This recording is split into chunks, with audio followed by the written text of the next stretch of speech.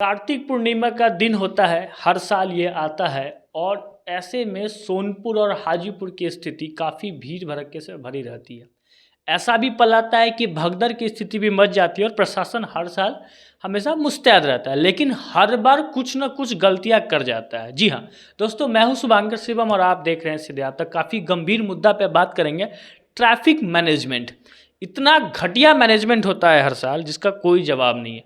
पता है कि हर साल कार्तिक पूर्णिमा के दिन लाखों की तादाद में लोग आएंगे और देश का पॉपुलेशन बढ़ रहा है, तो हर साल पॉपुलेशन बढ़ेगा, उसके बावजूद भी हर साल जाम लगेगा।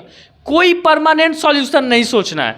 आपको बता दें कि आज भरपूरा जैसे ही पटना से आप हाजीपुर के लिए आएंगे तो सोनपुर के पास दीघा पुल पार, जेपी सेतु पुल पार करने के बाद एक भरपूरा, वहाँ से जो जाम लगना शुरू हुआ और यहाँ के पासवान चौक इधर रामाशीष चौक तक पूरा जाम था।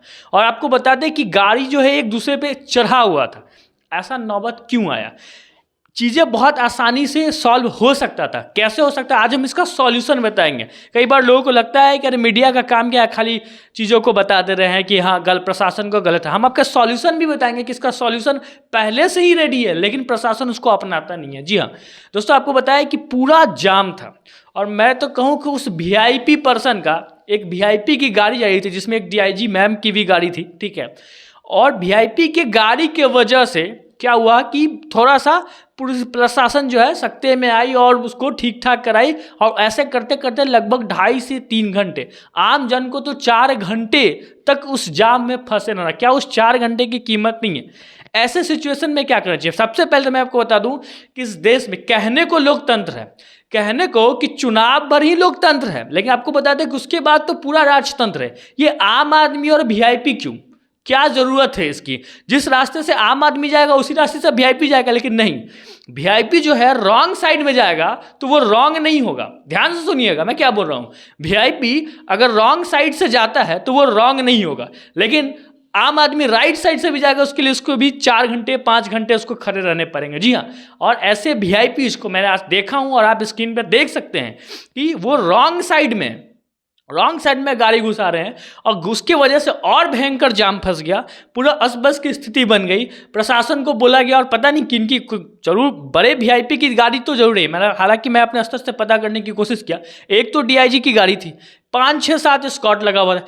खैर छोड़िए, किसी की भी गाड़ी हो, लेकिन सवाल क्या है कि क्या आम जन इस पर क्यों मजबूर है? 4 घंटे 5 घंटे इतना रोड बनने के बाद क्यों जाम में लगना पड़ रहा है? और ये स्थिति अचानक तो बनी नहीं है, पहले से पता है। अंदर टाउन वाले इलाके में आपने बहुत जगह से बंद कर दिया, जाने का रास्ता केवल वही बच गया, छोटा पुल आपने बंद किया हुआ था।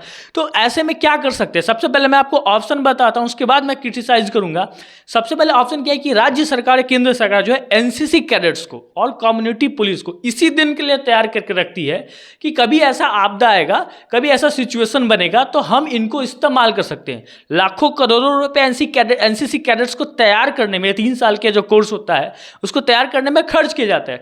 अगर आप उनको केवल ये कि चलो जो एक्स एनसीसी कैडेट्स है, क्योंकि वो एक्स एनसीसी कैडेट्स समझदार भी हो जाते हैं, और जो फाइनल ईयर के हैं उनको अगर आप उसमें इनरोल कर दो, कुछ स्टाइपेंड दे दो कि पर डे का 300-400 रुपये, जब तक ये भीड़ वाला स्थिति बना हुआ है, जब तक इस तरह का आता है, और एक सर्टिफिकेट प्रोवाइड कर दो, तो वो मन से, और एक गाड़ी इधर का इधर नहीं आएगी। दूसरा, ये आम और वीआईपी वाला, मुख्यमंत्री भी होंगे ना तो वो उसी रास्ते से जाएंगे जिस रास्ते से आम आदमी जाएगा। क्यों रुकेगा आम आदमी 10 मिनट? क्या मुख्यमंत्री का समय कीमती है जी?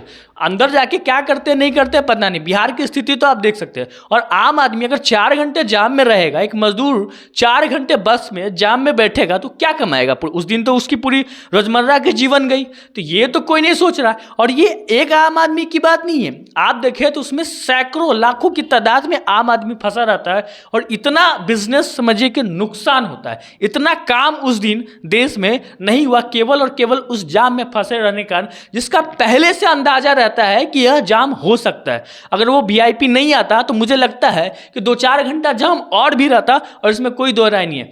प्रशासन की संख्या कम, पुलिस की संख्या कम है, मैं जानता हूं, और मैक्सिमम तो वीआईपीज की सेवा में ही लगे हुए हैं, आधे जो बचे अभी सोनपुर मेला में भी लगे, लेकिन ऐसे में एनसीसी कैडेट्स को वहां पे लगाया जा सकता था और यह समस्या को दूर। दूसरा, जो वीआईपी को स्पेशल ट्रीटमेंट दे के आप केवल और केवल ये ट्रीटमेंट एम्बुलेंस के लिए होना चाहिए, मुख्यमंत्री के लिए भी नहीं होना चाहिए। आप ऐसा सिस्टम बने, क्योंकि जब वो जाम में पड़ेंगे, जब वो 4 घंटे जाम में बैठेंगे, और उनको क्या बैठना है जी, पूरा एसी वेसी का फैसिलिटीज लगा हुआ है, आम आदमी गर्मी में सड़ रहा होता है, धूल फाक रहा होता है, जब वो धूल फाकेंगे 4 घंटा जाम में रहेंगे तो बिहार में कभी समस्या नहीं आ सकता है, ये समझना है।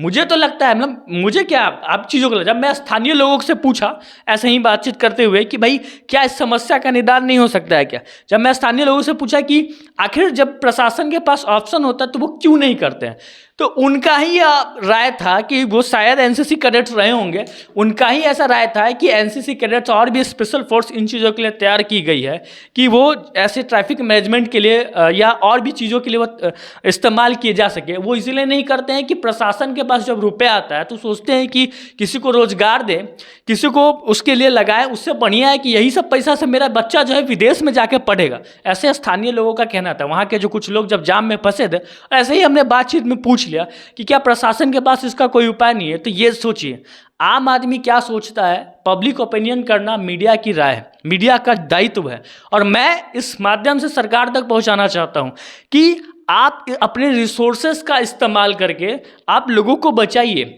और इस तरीके से घंटों जाम में मत फंसाइए, और लोकतंत्र में राजतंत्र तो बिल्कुल भी मत बनाइए। और ये आम आदमी और ये वीआईपी का जो ट्रैफिक में तो एकदम नहीं घुसना चाहिए, कोई भी मुख्यमंत्री उसी रास्ते से जाएंगे। और भी दो जो दुनिया का सबसे बड़ा लोकतंत्र आप कहिए कि जहाँ से जन्म हुआ, जन्म तो खैर वैशाली से हुआ, लेकिन जो डेवलपमेंट हुआ ब्रिटेन से, वहाँ भी सेम है। तो फिर आप कौन से वीआईपी है, आपको क्यों चाहिए स्पेशल ट्रीटमेंट।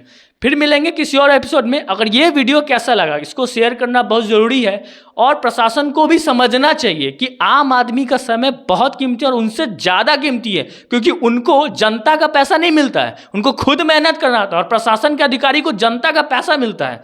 फिर मिलेंगे किसी और एपिसोड में, तब तक के लिए जय हिंद।